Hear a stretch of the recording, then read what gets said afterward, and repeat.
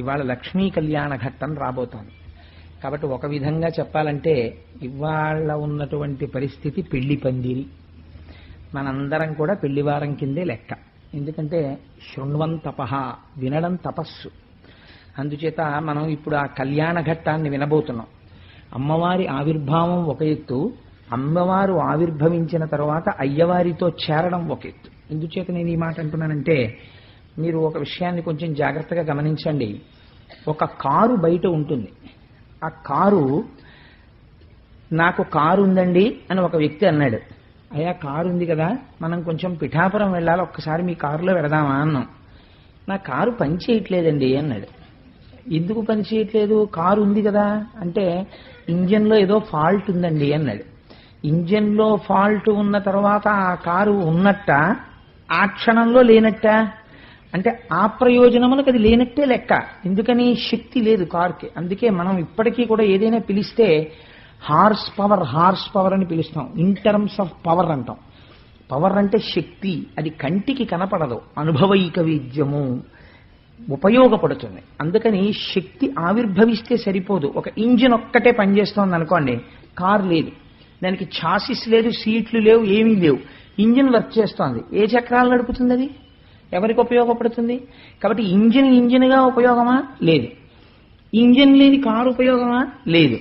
కాబట్టి engine car కలిసి ఉంటే మనకు ఉపయోగం. ప్రకృతి పురుషుడు కలిసి ఉంటే మనకి అనుభవైక వేద్యం. ప్రకృతిగా పురుషుడిగా ఉంటే అయోమయం. అందుకే కళాభ్యాం చూడాలంకృత శశి కళాభ్యాం నిజిత ఫలాభ్యాం భక్తేషు ప్రకటిత ఫలాభ్యాం భవతు మే శివాభ్యాం అష్టోక త్రిభువన శివాభ్యాం హృది పునర్భవాభ్యాం అని శంకర భగవత్పాదులు శివానందలహరి మొదటి శ్లోకం. అలాగే శివశక్త్యాయుక్తో యది భవతి శక్త ప్రభవితుం నచే దేవం దేవో నఖలు కుశల స్పందితుమపి. ఆవిడ లేనప్పుడు, ఆ శక్తి పక్కన లేనప్పుడు ఎవరికైనా సరే చైతన్యము, కదలిక ఉండదు. ఆ శక్తితో కూడిన వాడై అనుగ్రహిస్తాడు. ఇప్పుడు శ్రీమన్నారాయణుడు అనుగ్రహిస్తున్నాడు ఐశ్వర్యాన్ని ఇంద్రుడికి. ఎలా? పక్కన లక్ష్మి చేరి. ఆ ఈయగలిగినటువంటి శక్తి తనతో చేరాలి. చేరేంత వరకు ఆ కటాక్షము కుదరదు. అందుకే వెంకటాచలపతిగా కూడా ఒక గమ్మత్తుంది. ఆయన భూమండలం మీదకి వస్తూనే కటాక్షం చేయలేదు. ముందు ఆయన తపస్సు చేశాడు లక్ష్మీదేవి కోసం. వైకుంఠం నుంచి గదిలో వచ్చేసింది అమ్మవారు, భృగు మహర్షి తన్నాడని. వచ్చేసి కొల్హాపురంలో ఉండిపోయింది. అమ్మవారి గురించి తపస్సు చేసిన తరువాత పద్మావతీదేవి ఆవిర్భావం అయిన తర్వాత, పద్మావతీదేవిని పరిణయం చేసుకున్న తరువాత పద్మాసనస్థయౌ పద్మావతీదేవి నిజవక్షమందున నిలుపుకొనుచు నించున్నాడు. అందుచేత సశక్తియుతుడైనటువంటి పరమాత్మ మన అభీష్ట సిద్ధిని చేకూర్చగలడు.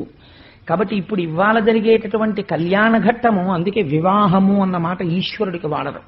ఇప్పుడు నేనున్నాను అనుకోండి, నాకు ఎప్పుడో పెళ్ళయింది, నాకు అంత కరెక్ట్ జ్ఞాపకం లేదు కానీ సంవత్సరం పెళ్ళయింది. అయితే నేను ప్రతిరోజు సరదాగా నేను కూడా కళ్యాణం చేసుకుంటానండి, ఎవరో ఒక్కళ్ళైనా వస్తుండండి కాస్త చూసేడుతుంటారు కానీ రోజు చేసుకున్నాను అనుకోండి, వీడు ధూర్తుడు అంటుంది ప్రపంచం. రోజు వీడికి కళ్యాణం ఏమిటండి? అలా కళ్యాణం మనుష్యులకి వాడరా మాట. కళ్యాణ మహోత్సవాహ్వాన శుభపత్రిక అని మనకి ఏరు.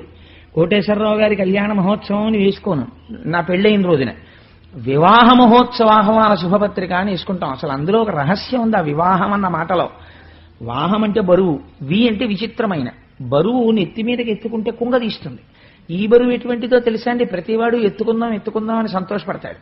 ఎత్తుకున్నవాడికి తెలిసాడు ఎంత బరువో. ఎత్తుకోని వాడిని చూస్తే ఎప్పుడు ఎత్తుకుంటాడా అని చూస్తూ ఉంటాడు. వాడు ఎత్తుకుంటున్నాడంటే 100 మంది వెళ్ళి అక్షతలేస్తారు, అమ్మయ్య మా జాతిలో కలిసావు, నువ్వు కూడా సుఖపడిపోతున్నావు నాన్న నుంచి. అందుకని అది వివాహము. అందుకని దాన్ని వేస్తే వివాహ మహోత్సవాహ్వాన శుభపత్రిక అంటారు కానీ కళ్యాణ మహోత్సవాహ్వాన శుభపత్రిక అనరు. కళ్యాణం అన్న మాట ఎవరికి వాడతారంటే ఒక్క పరమాత్మ విషయంలోనే వాడతారు. వెంకటేశ్వర స్వామి వారి కళ్యాణం చేశామండి అంటాం. మీరు ఒక మాట గమనించాలి. అసలు సంప్రదాయమునందు ఒక గమ్మత్తుందండి. కళ్యాణం అన్న మాట పురుష స్వరూపం వైపు నుంచి వాడరు.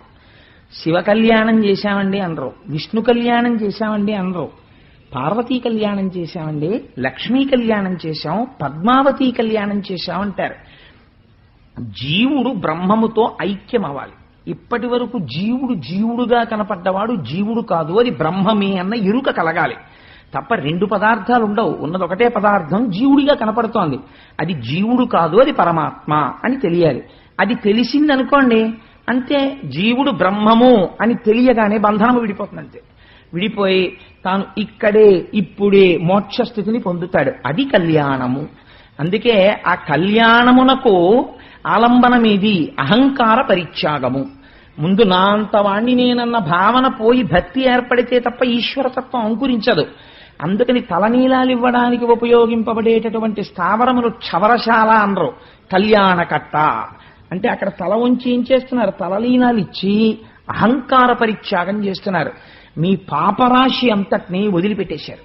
ఈశ్వరుడు ఎంత దయామయుడంటే మీకు సుఖ దుఃఖములు ఎక్కడి నుంచి వస్తాయి? పాపములలోంచి దుఃఖం వస్తుంది. ఈ పాపాలన్నింటినీ బాధపడకుండా తిరుపతి వచ్చినప్పుడల్లా ఓ 4 వేళ్ళి అంటే ఎవడెళ్తాడండి? పనికిరాని వెంట్రుకలు ఆయన తీసుకుని మహానుభావుడు నిప్పెట్టకుండా ఆ వెంట్రుకలు తీసేసుకుని వెంట్రుకల రూపంలో పాపాలని తీసేసుకుంటాడు. తీసేసుకుని పాపము పోయి దుఃఖ కారణము నివృత్తి అయి, అందుకే ఆయన పేరు వెంకటేశ్వరుడు. వేం కటతీతి ఇది వెంకట. వేం అంటే పాపం, కటతి తీయువాడు. చాలా మంది వెంకటేశ్వర స్వామి అంటుంటారు. రాసేటప్పుడు కూడా వెంకటేశ్వరుడు అని వేకి దీర్ఘం ఇవ్వకుండా రాస్తుంటారు. చాలా పొరపాటు, అలా రాయకూడదు. రాసేటప్పుడు వేం అని వేకి దీర్ఘం ఇవ్వాలి. వేం అంటే పాపము, కట తొలగించున్నది. వేం కటతి ఇది వెంకట. ఏది పాపమును తొలగించుచున్నదో ఆయన పేరు వేంకటేశ్వరుడు. అందుకని వేకి దీర్ఘం పెట్టి పలుకుతూ ఉండాలి. సరే, అందుచేత అటువంటి శ్రీమన్నారాయణ తత్వంతో ఇప్పుడు జీవతత్వం ఏకత్వం పొందడం, ఆ జీవబ్రహ్మైక్య సిద్ధి, పరబ్రహ్మము శక్తియుతుడు కావడం మనందరికీ కళ్యాణం. మనందరికీ కూడా ఏమవుతుంది కళ్యాణం జరిగితే అంటే, కళ్యాణానంతరము మనందరికీ కళ్యాణం జరుగుతుంది. అంటే శుభం జరుగుతుంది.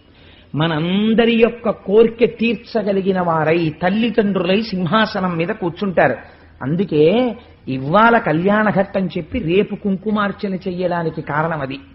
ఇవాళ కళ్యాణం వాచికంగా పూర్తవగానే రేపు ఆ కళ్యాణ ఘట్టం ఇక్కడ చక్కగా సువాసినులందరూ కుంకుమార్చన చేస్తుంటే కన్నెపిల్లలు లక్ష్మీదేవి ప్రసన్నురాలవుతుంది. అసలు లక్ష్మి అనగా ఏమి, ఎందుకు ఆ చూపుల గురించి చెప్తారు విందురు గాని దాని గురించి. సరే, అందుచేత తొలకారు మెరుగుకై వడి తలతలమని మీను మెరయ ధగధగమనుచున్ కటముల నీనిడు చూపుల చెలువంబుల మొదలిటెంకి సిరి పుట్టే నృపా. నిన్నటి రోజున మీకు నేను విజ్ఞాపన చేసి ఉన్నాను. ఆ అమ్మవారు పుడుతూనే ముందు దేని గురించి వర్ణన చేశారు అంటే అమ్మవారి యొక్క చూపుల గురించి వర్ణన చేశారు. అందరికీ కూడా ఐశ్వర్యమును ఇయ్యగలిగినటువంటి తల్లి అటువంటి చూపులతో ఆవిర్భవించినది.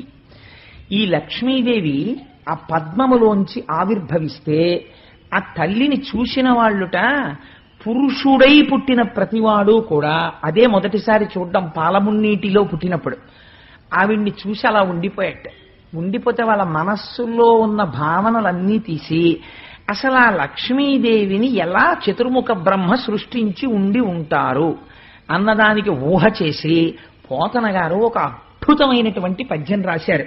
నాకైతే అనిపిస్తుంది నిజంగా స్తోత్రాలంటే ఇవ్వండి, లక్ష్మీదేవి ప్రసన్నం అవడానికి, దరిద్రం పోవాలంటే ఇలాంటి పద్యాలు వినాలి, చదువుకోవాలి మనసులో. నిజంగా లక్ష్మీదేవి ఎలా ఉంటుందో చెప్తారు చూడండి.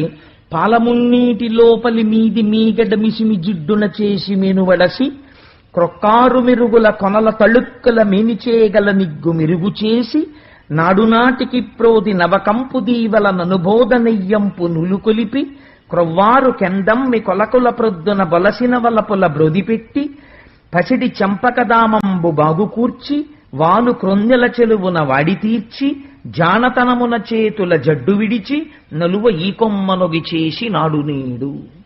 బ్రహ్మగారు లక్ష్మీదేవిని ఎలా తయారు చేశారు, లేదా పరబ్రహ్మము ఎలా తయారు చేసింది అంటే, ఈ పాల సముద్రాన్ని చిలుకుతున్నారు కదా మందర పర్వతాన్ని పెట్టి. ఆ చిలుకుతున్నప్పుడు పాల సముద్రం మీద వెన్న ముద్దలు పైకి లేచి ముద్దలుగా పడిందిట. ఈ పాల సముద్రంలో ఉన్న వెన్న ముద్దలన్నీ ఏవి, ఈ వెన్న ముద్దలన్నింటినీ తీసుకెళ్లి లక్ష్మీదేవి ఒంటికి అదే పనిగా తాపడం చేసి అంత మెరిసిపోతున్నటువంటి ఆ అమ్మవారి యొక్క సౌందర్యాన్ని ఆవిష్కరింపచేశారట. రెండవది, ఆకాశంలో వచ్చిన మెరుపులు చూశారట. మెరుపుల యొక్క అంచులలో ఉండేటటువంటి మెరుగు తీసుకున్నారట. మెరుపంతా వేరు, మెరుపు అంచు వేరు. అంచు మెరుపు చాలా అందంగా ఉంటుంది.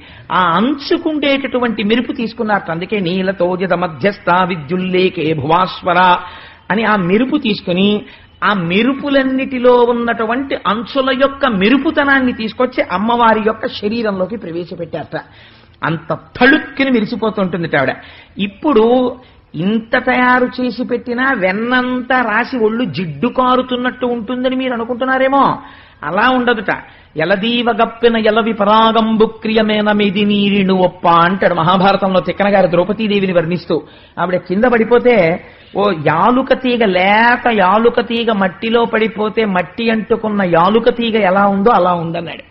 అలా చాలా లాలిత్యముతో కూడినటువంటి సన్నజాజి తీగల వంటి పరమ పల్లవమైనటువంటి తీగలలో ఉన్న లాలిత్యమునంతటినీ తీసుకొచ్చి పిండి ఈవిడ శరీరంలోకి ప్రోధి చేశారట.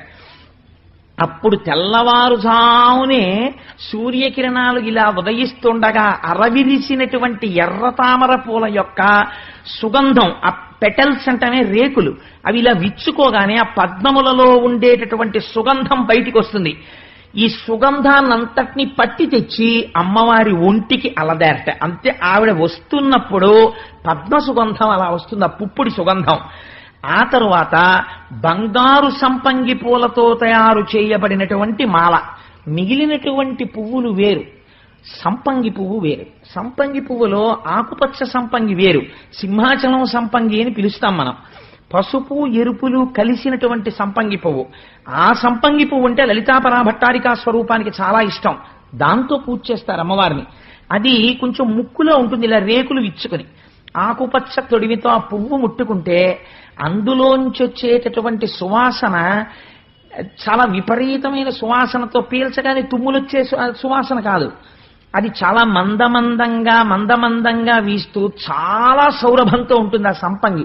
రేకు కూడా మీరు ఇలా ముట్టుకున్నారనుకోండి విరిగిపోతుంది.